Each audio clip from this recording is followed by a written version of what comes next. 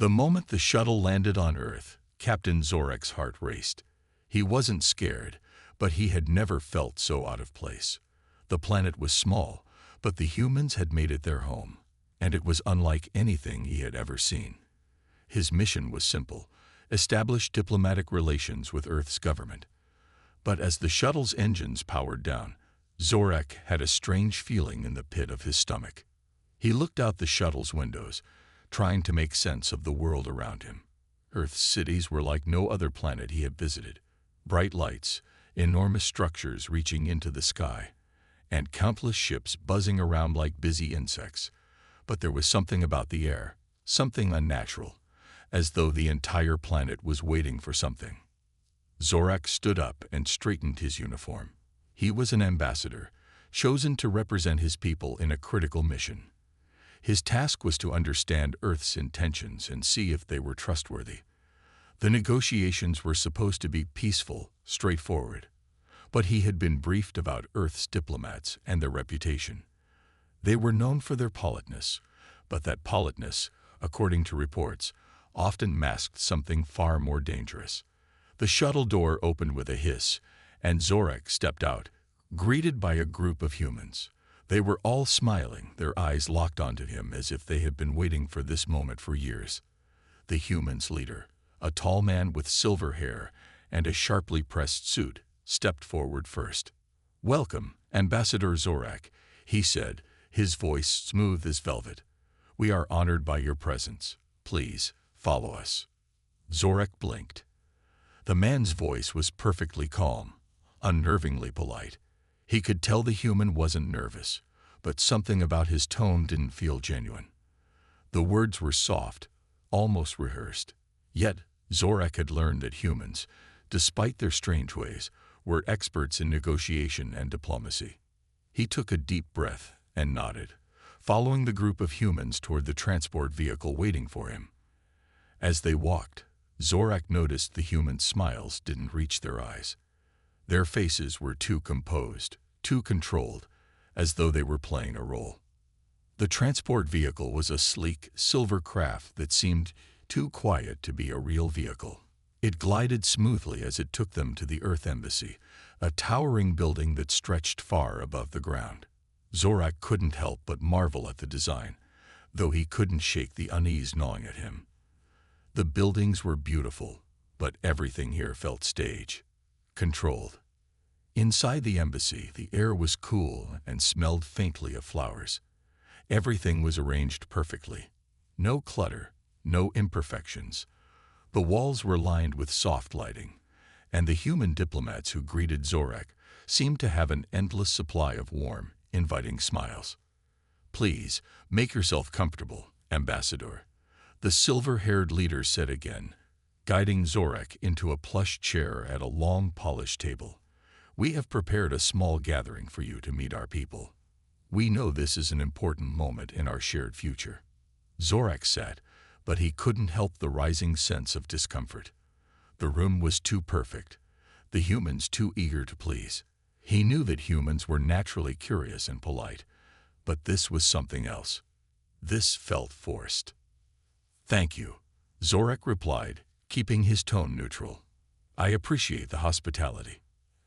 As the humans began talking among themselves, offering various refreshments, Zorek's eyes scanned the room, looking for clues. He had read Earth's reports, studied their behavior, and learned their ways. But nothing he had read prepared him for this level of politeness. It was as if they were all actors in a play, each one trying to outdo the other in kindness, in smiles, in laughter. He took a sip of the drink offered to him. It was sweet, almost too sweet. He didn't recognize the flavor, but it wasn't unpleasant. However, the longer he sat there, the more the conversation began to feel like a performance. Each word, each sentence was carefully chosen.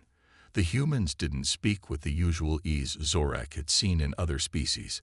They spoke like they were trying too hard. At one point, a young woman sitting across from him made a comment about his species' home planet. "It must be beautiful where you come from," she said, her smile just a little too wide.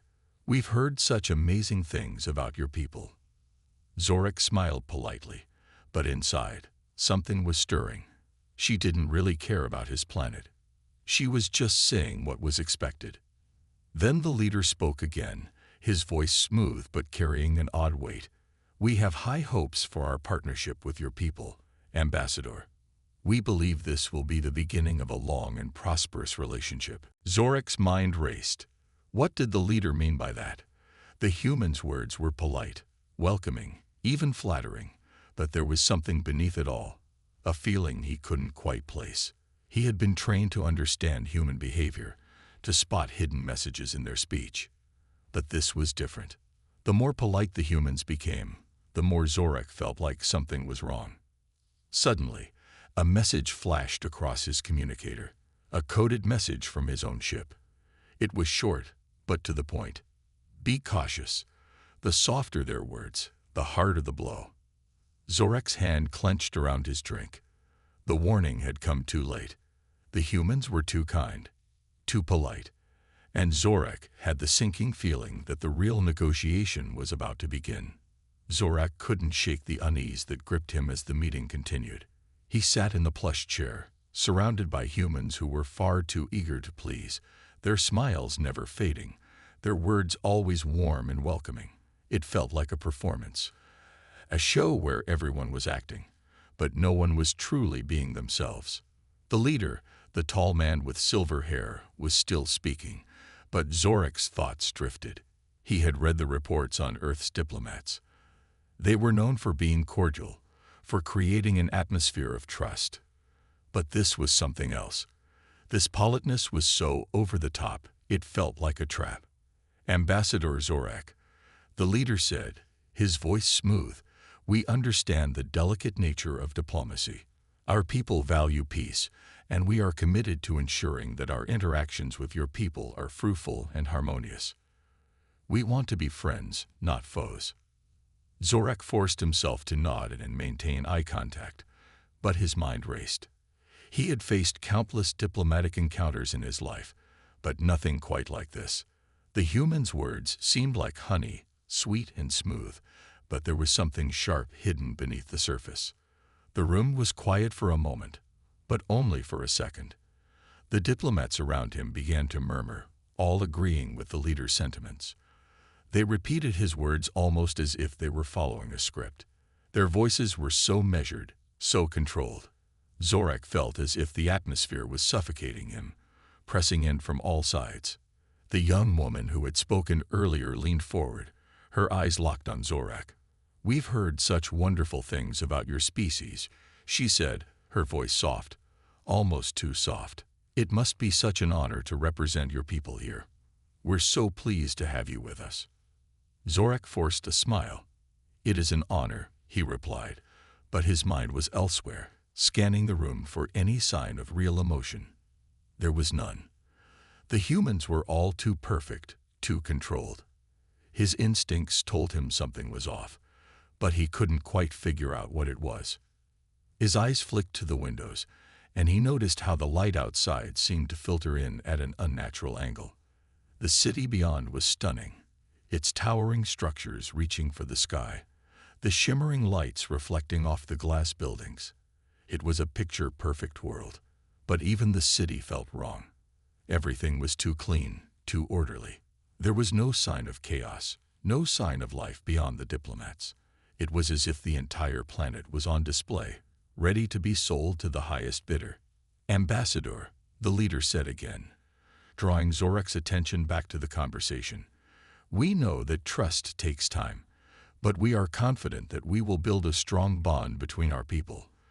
Trust is the foundation of all relationships, and we intend to show you that our intentions are pure." Zorak's grip on the armrests tightened. The words were exactly what he expected to hear from a diplomat: polite, rehearsed, professional. But this was too much. The tone was so calm, so serene. It was as if nothing could possibly go wrong. But Zorak knew better than to believe in such false assurances. His communicator vibrated again. The quick glance confirmed that it was another coded message, this time from his ship's intelligence officer. "Stay alert.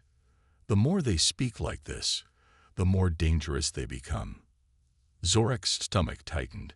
He had been warned before coming to Earth about their diplomacy. He had been told that humans were experts at making others lower their defenses.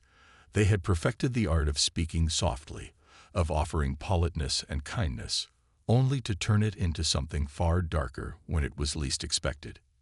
He glanced around the room again. The smiles were all the same polite, practiced smiles. Not a single one of the diplomats looked genuine.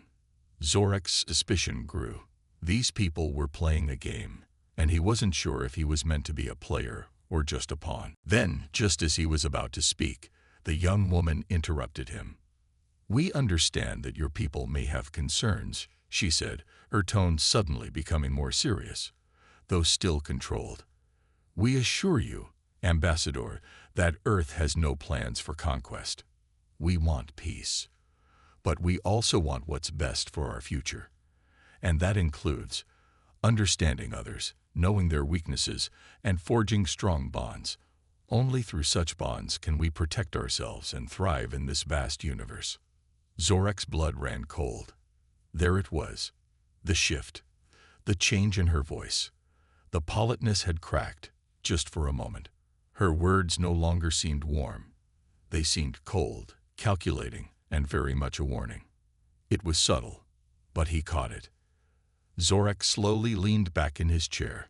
He had been sent here to observe, to learn, but he was beginning to suspect that Earth's idea of diplomacy was far more sinister than he had been told. As the meeting continued, the polite words flowed, but Zorek couldn't shake the feeling that he was being watched, studied. Every word, every gesture, seemed to have a hidden meaning. The humans didn't just want peace. They wanted control. But why? What was behind this endless politeness? The diplomat struggled to make sense of it all. He knew he was walking a thin line. The politeness, the warmth, the calm tones, everything was calculated. And Zorek couldn't help but wonder if he had just stepped into the most dangerous trap he had ever encountered. The meeting stretched on, but his mind raced. This was only the beginning, and Zorek couldn't escape the feeling that the true purpose of this encounter had yet to be revealed. Something was coming, and it wasn't going to be pleasant. Zorek could feel the tension in the air, even though the diplomats around him were still smiling, their voices as warm and polite as ever. He couldn't shake the feeling that there was something darker beneath the surface. Every word they spoke seemed carefully crafted, as if they were trying to manipulate him, draw him into their web. As the meeting progressed, the humans began talking about their planet's history. They spoke of Earth's rise to power, their struggles and triumphs. The more they spoke, the more Zorek began to notice the subtle shifts in their language. They didn't just tell their story, they crafted it. It was as if they were trying to shape how he saw them, how he would perceive their intentions. Zorek's mind raced as he tried to process everything. He had been trained to detect manipulation, but Earth's diplomats were experts in subtlety. They weren't just trying to sway his opinion with words, they were trying to control his thoughts, to make him see them as harmless. It was a strategy Zorek had seen before, but never on such a grand scale. "We have lived through many challenges," the silver-haired leader said, his voice smooth and calming. "But each obstacle only makes us stronger. And we believe that by working together, we can overcome any challenge the universe throws our way." Zorek nodded, though he wasn't really listening anymore. The words were becoming background noise, his focus shifting to the humans themselves. They were all so perfect, so composed. They never seemed to let their guard down. Every movement, every gesture was precise. There were no signs of weakness, no cracks in their facades. But that was the problem. Zorek could sense that they were hiding something. Their politeness was a mask, a tool they were using to hide their true intentions. It was almost as if they were testing him, seeing how far they could push before he noticed the cracks in their perfect smiles. Finally, Zorek couldn't take it anymore. He decided to ask the one question that had been nagging at him since he arrived. "Why are you being so kind?" he asked, his voice sharp despite himself. The room fell silent. The diplomats exchanged glances, and for the first time, Zorak saw something flicker behind their eyes, an almost imperceptible shift. The smiles didn't vanish, but they became colder, more controlled. The air in the room seemed to grow heavier, as if the weight of 1,000 unsaid words had suddenly settled on Zorak's shoulders. The leader's smile remained, though it didn't quite reach his eyes. "We understand that trust must be earned," he said, his voice still smooth. "But we also understand that actions speak louder than words. We want to show you, Ambassador, that we are your allies, that we seek peace. And in time, you will see that our intentions are pure." Zorak didn't respond. He was no longer convinced by their carefully constructed words. Something was wrong.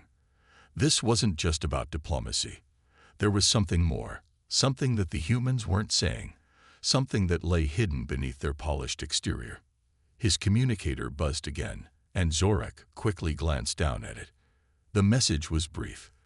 "They are not what they seem. Be careful." His pulse quickened. He had been warned, and now it seemed the time had come to take those warnings seriously. Zorak stood up slowly, causing the humans around him to pause, their gazes fixed on him. "I've been sent here to observe and to understand," Zorak said, his voice steady despite the tension that was building in his chest. "But I'm beginning to wonder if you are truly the peaceful diplomats you claim to be." The leader's expression never wavered, but there was a flicker of something in his eyes, something that Zorak couldn't quite place. "You are free to leave at any time, Ambassador," the leader replied, his voice still calm, still controlled. "But I ask you to consider this. The universe is vast, and we are but a small part of it. If we cannot trust one another, how can we survive the challenges that await us?" Zorak felt his mind spinning. The leader's words were meant to sound reassuring, but Zorak couldn't ignore the sense of foreboding that hung in the air. This was not the simple, peaceful diplomacy he had been told about. This was something more dangerous, something more calculated. The young woman who had spoken earlier suddenly stood up, her movements smooth and deliberate. "Ambassador," she said, her voice gentle but firm, "we understand your doubts, but we have done nothing to harm you. We have only extended our hand in peace. It is your choice whether or not you accept it."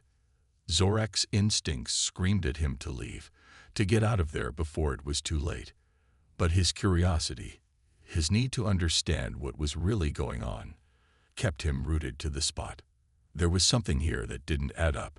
The humans were hiding something, and Zorak wasn't going to leave until he found out what it was. He stood tall, trying to remain calm. "I have no intention of leaving just yet, but I will be watching closely. I suggest you are careful with your words, your kindness, your politeness.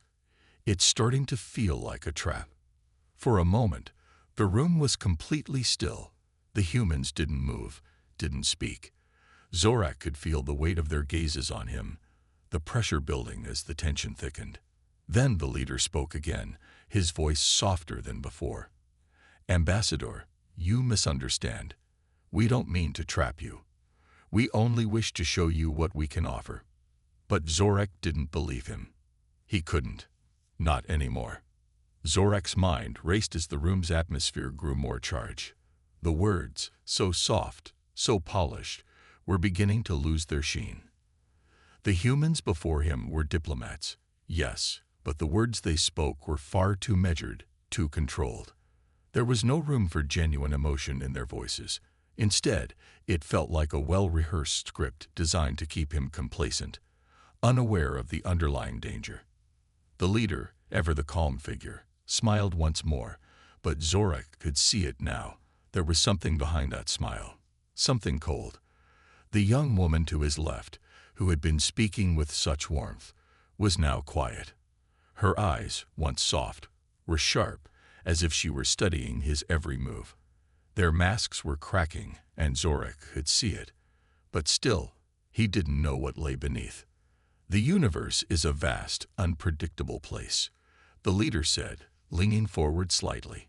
His voice dropped in volume, just enough to make Zorak strain to hear. as if every word mattered. In order to survive, we must make certain sacrifices. Sometimes, alliances must be formed at great cost. Zorak blinked. He had heard the term cost many times in his life, especially when it came to diplomacy. But the way the leader said it felt different. It wasn't just a warning. It was a statement. It was a command. "What do you mean?" Zorak asked, his voice sharp with suspicion. The leader's smile only widened, but there was no warmth in it now. "We offer you a choice, Ambassador Zorak, a choice that could benefit your people immensely, a partnership that would ensure your survival in the long run." Zorak's instincts flared.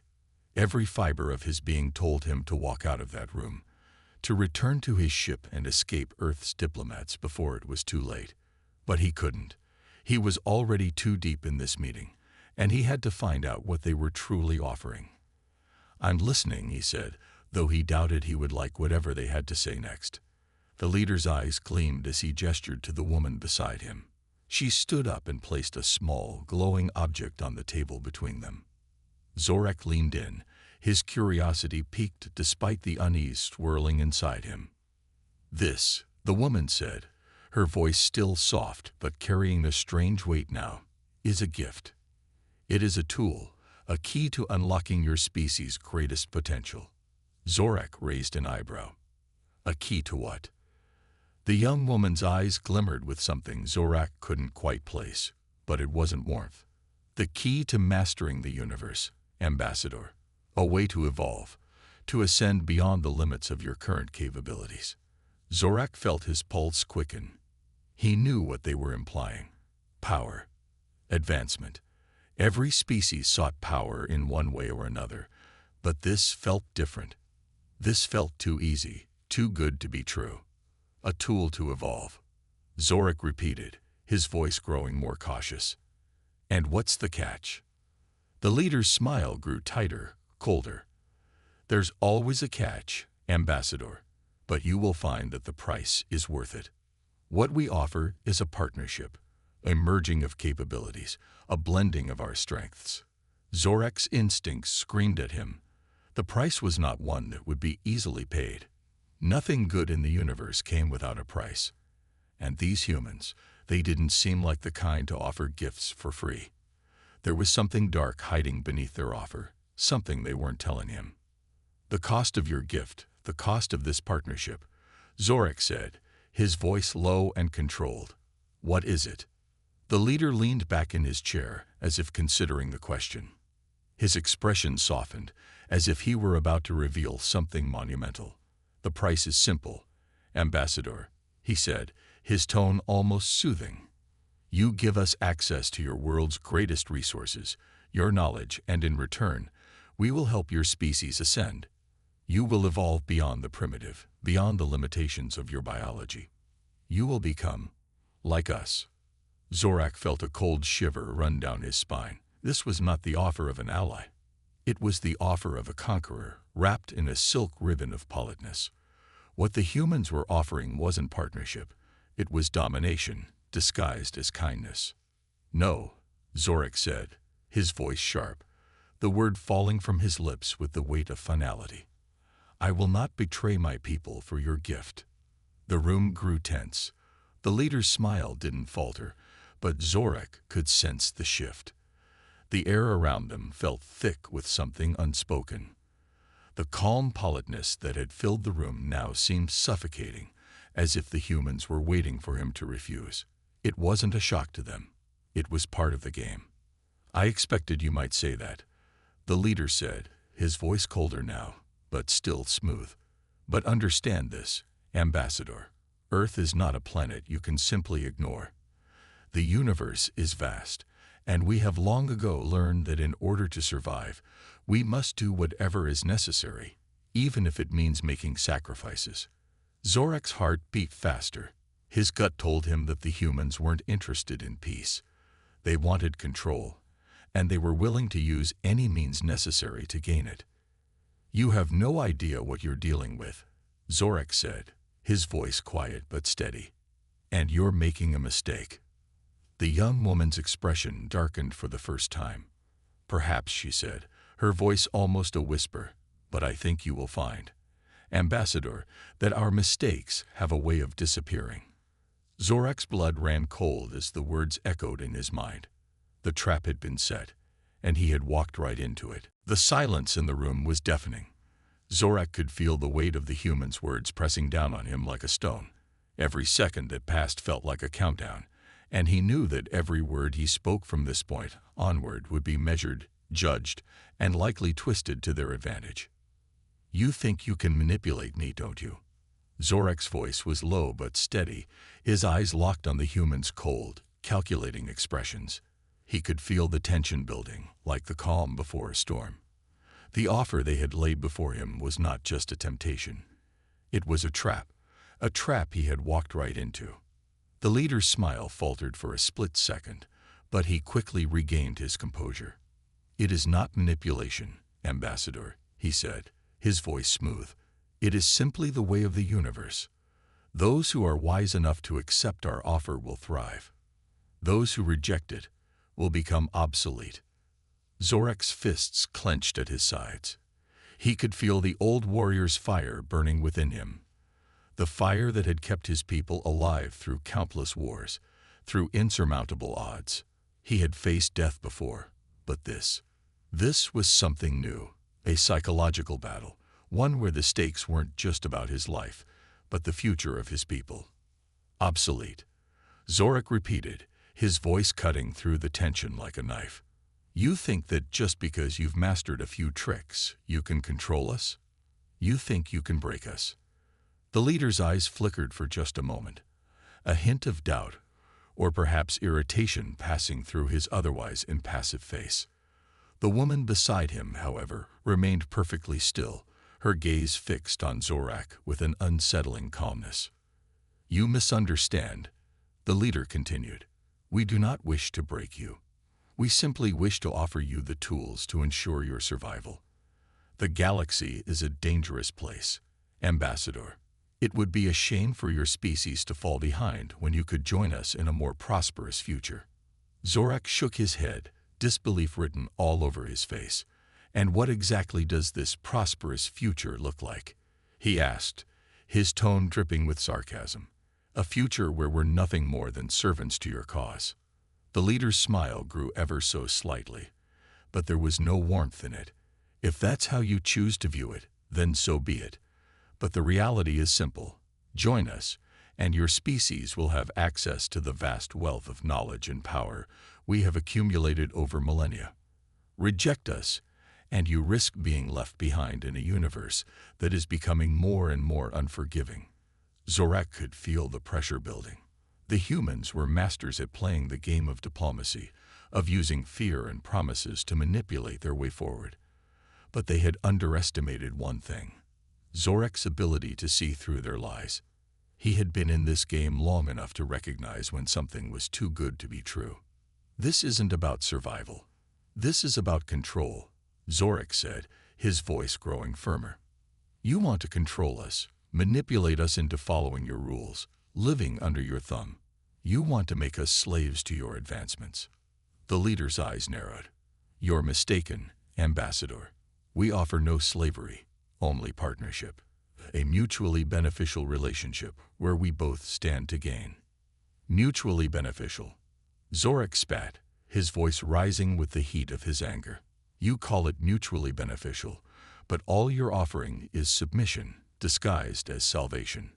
For a long moment, the room was silent. Zorak could feel the weight of the humans' gaze upon him, and he could see the shift in their demeanor. The facade of politeness was slipping, and what lay beneath was far more dangerous than he had imagined. The woman beside the leader leaned forward slightly, her eyes gleaming with a cold intensity that sent a chill through Zorak's spine. "You're more perceptive than we expected, Ambassador," she said, her voice smooth and calculated. "But you must understand that our offer is not negotiable." Zorak stood his ground, unwilling to back down. "And I'm not going to be intimidated," he replied. "You may have your power, but you do not have our souls." The leader chuckled softly, a sound that was devoid of humor. "Oh, Ambassador, you are mistaken if you think this is about souls. This is about survival. And we are offering you a way to ensure that your species survives, no matter what the future holds." The tension in the room was unbearable. Zorak could feel the walls closing in around him, the weight of their words pressing down on him, forcing him to make a decision. But the more they spoke, the more he realized that this was no longer about an offer. It was a test of his will, his resolve, and his loyalty to his people. And Zorak would never betray his people. "I've heard enough," he said, his voice steady.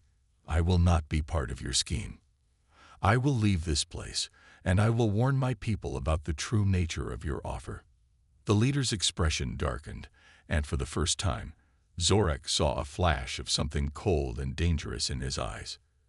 "You are making a grave mistake, Ambassador," the leader said, his voice low and dangerous. "But don't think you'll leave here unscathed." Zorak's heart pounded in his chest.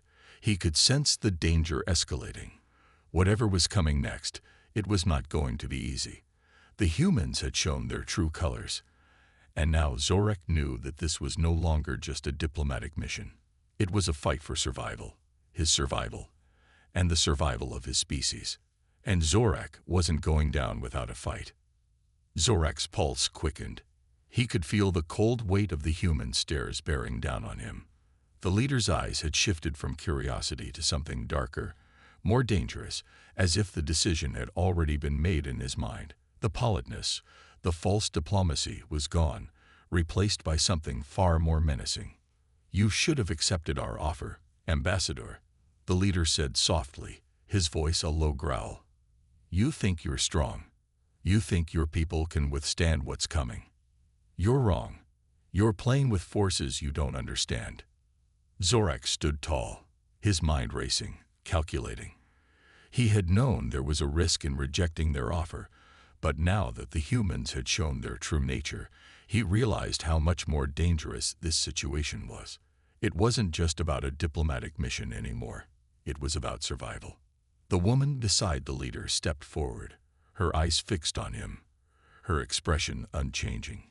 She was an enigma, calm, cool, and collected. It was as if nothing could rattle her. Zorak could feel her presence more than he could see her, and it unsettled him. "You're making a grave mistake," she said, her voice barely above a whisper. "You've rejected our offer, but you have no idea what you're up against now. You'll regret it." Zorak's gaze flickered between the two of them. "I'm not afraid of threats," he replied, his voice low and unwavering. "Your offer was nothing more than a trap, and I'm not stupid enough to fall into it."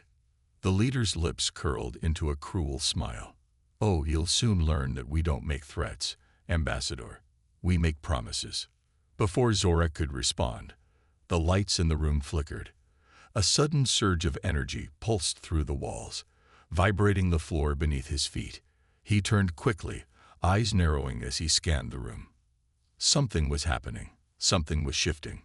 Without warning, the doors to the chamber slammed shut with a resounding bang, locking them in. Zorak's heart raced as he turned back to the leader. "What's going on?" he demanded. The leader's smile widened. "You should have taken the deal, Ambassador. Now, you and your people will face the consequences." The woman beside him raised a hand, and the room seemed to grow colder, the temperature dropping rapidly. Zorak could see his breath forming in the air as the energy in the room became oppressive. A low hum began to fill the space, and he realized with horror that the humans weren't just trying to intimidate him. They were preparing to make a move. The walls seemed to pulse with an unnatural energy, and Zorak felt a sudden shift in the air around him. It was as if the very atmosphere had changed, charged with an electric current that made his skin crawl. A strange feeling settled in his stomach. Something was wrong. Very wrong.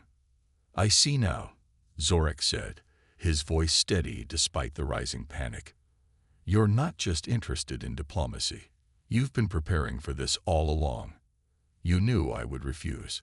This was never about negotiation, was it?" The leader's eyes glinted with malicious satisfaction. "You're starting to understand. But it's too late now." With a sudden movement, the woman beside him raised her hand, and Zorak felt an overwhelming force slam into his chest. He staggered back, almost losing his balance, as the room seemed to tilt and warp around him. The air thickened, making it hard to breathe, and he instinctively reached for his communicator, hoping to send a signal for help. But his hand froze in midair. Zorak's eyes narrowed. He had been prepared for a situation like this, but nothing could have prepared him for the overwhelming sense of power that radiated from them. He had no idea what their next move would be, but he knew that he couldn't back down now. He couldn't let them have this victory. "You're wrong," Zorak said, his voice steady despite the fear gnawing at him. "I won't bow to your threats. I won't let you control me, and I won't let you control my people." The leader's lips curled into a smile. "That's the thing about humans, Ambassador. You think you're strong, but strength isn't enough. Not when you're up against something far greater than you can imagine." Suddenly, the ground beneath Zorak's feet trembled. A low hum filled the air, vibrating through his body, and he could feel the temperature drop even further. The energy in the room intensified, and the glowing symbols on the walls flickered erratically, casting strange patterns of light and shadow. Then, without warning, the room seemed to shift once again. Zorak's feet slipped as the floor itself seemed to warp, and he felt himself falling into an abyss that stretched on forever. But just as quickly as it had started, the sensation stopped. Zorak found himself back on solid ground, disoriented and breathless. He looked up to see the humans standing there, unmoving. The woman's gaze was fixed on him, unblinking, as if studying his every move. "You feel it now, don't you?" she asked, her voice like ice. "This is what we can do. This is what happens when you defy us.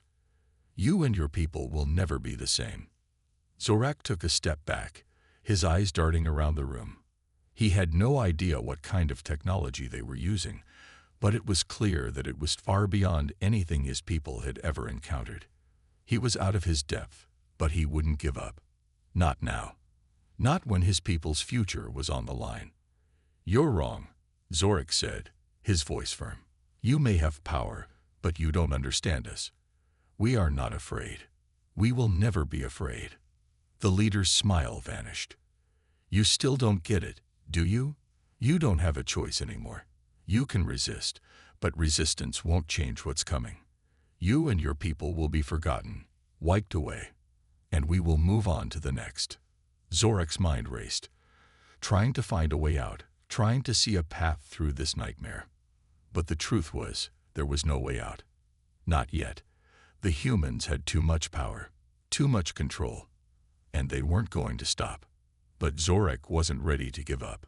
He'd been trained for situations like this. He knew how to survive against the odds. And he wasn't going to let this be the end. Not yet. Not when there was still hope. "You can do your worst," Zorak said through clenched teeth. "But you haven't broken me. You haven't broken my people. And you never will." The leader's eyes hardened, his voice dropping to a dangerous whisper. "We'll see, Ambassador. We'll see how long that spirit lasts." With a sudden, violent motion, the room plunged back into darkness, the hum of energy growing deafening. Zorak's heart pounded in his chest as he fought to remain calm. He had no idea what would come next, but he knew one thing for sure: this fight wasn't over. Zorak's heart pounded in his chest, his mind racing as the room pulsed with an energy that seemed to defy the laws of nature. The glowing symbols on the walls flickered like fireflies, casting strange shadows that danced around him. The air was thick with tension, each breath more difficult to take than the last. For a brief moment, everything felt still, as if the universe itself were holding its breath. Zorak stood in the center of the room, surrounded by nothing but darkness and these menacing lights. His body was cold, his limbs growing stiff from the chill, but his mind was on fire. The humans had shown their true colors, and he knew that this was not just a diplomatic failure. This was a test. a test of his will, and they were about to push him beyond his breaking point. "Do you feel that, Ambassador?" The leader's voice cut through the silence, calm and almost mocking. "The power, the pressure, this is only the beginning." Zorak's jaw clenched as he glared at the man. "What are you doing to me?" The leader stepped forward, his figure barely visible in the shifting shadows. "You still don't understand, do you? You're part of something much larger now. Your decision to reject us has sealed your fate. You and your people will suffer the consequences of underestimating what we are capable of." Zorak's mind snapped into focus. This was not just a punishment. They were preparing something. Something that could break him. Something that could tear his entire civilization apart if left unchecked. The woman beside the leader spoke again, her voice cool and precise. "You could still save yourself. You could still make the right choice. You don't have to face what's coming." Zorak's eyes narrowed. He had been prepared for a situation like this, but nothing could have prepared him for the overwhelming sense of power that radiated from them. He had no idea what their next move would be, but he knew that he couldn't back down now. He couldn't let them have this victory. "You're wrong," Zorak said, his voice steady despite the fear gnawing at him. "I won't bow to your threats. I won't let you control me, and I won't let you control my people." The leader's lips curled into a smile. "That's the thing about humans, Ambassador. You think you're strong. But strength isn't enough. Not when you're up against something far greater than you can imagine." Suddenly, the ground beneath Zorak's feet trembled. A low hum filled the air, vibrating through his body, and he could feel the temperature drop even further. The energy in the room intensified, and the glowing symbols on the walls flickered erratically, casting strange patterns of light and shadow. Then, without warning, the room seemed to shift once again. Zorak's feet slipped as the floor itself seemed to warp, and he felt himself falling into an abyss that stretched on forever. But just as quickly as it had started, the sensation stopped. Zorak found himself back on solid ground, disoriented and breathless. He looked up to see the humans standing there, unmoving. The woman's gaze was fixed on him, unblinking, as if studying his every move. "You feel it now, don't you?" she asked, her voice like ice. "This is what we can do. This is what happens when you defy us. You and your people will never be the same." Zorak took a step back, his eyes darting around the room. He had no idea what kind of technology they were using, but it was clear that it was far beyond anything his people had ever encountered. He was out of his depth, but he wouldn't give up. Not now. Not when his people's future was on the line. "You're wrong," Zorak said, his voice firm. "You may have power, but you don't understand us. We are not afraid. We will never be afraid." The leader's smile vanished. "You still don't get it, do you? You don't have a choice anymore. You can resist, but resistance won't change what's coming. You and your people will be forgotten, wiped away, and we will move on to the next." Zorak's mind raced, trying to find a way out, trying to see a path through this nightmare. But the truth was, there was no way out. Not yet. The humans had too much power, too much control, and they weren't going to stop. But Zorak wasn't ready to give up. He'd been trained for situations like this. He knew how to survive against the odds. And he wasn't going to let this be the end. Not yet. Not when there was still hope. "You can do your worst," Zorak said through clenched teeth. "But you haven't broken me. You haven't broken my people. And you never will." The leader's eyes hardened, his voice dropping to a dangerous whisper. "We'll see, Ambassador. We'll see how long that spirit lasts." With a sudden, violent motion, the room plunged back into darkness, the hum of energy growing deafening. Zorak's heart pounded in his chest as he fought to remain calm. He had no idea what would come next, but he knew one thing for sure: this fight wasn't over.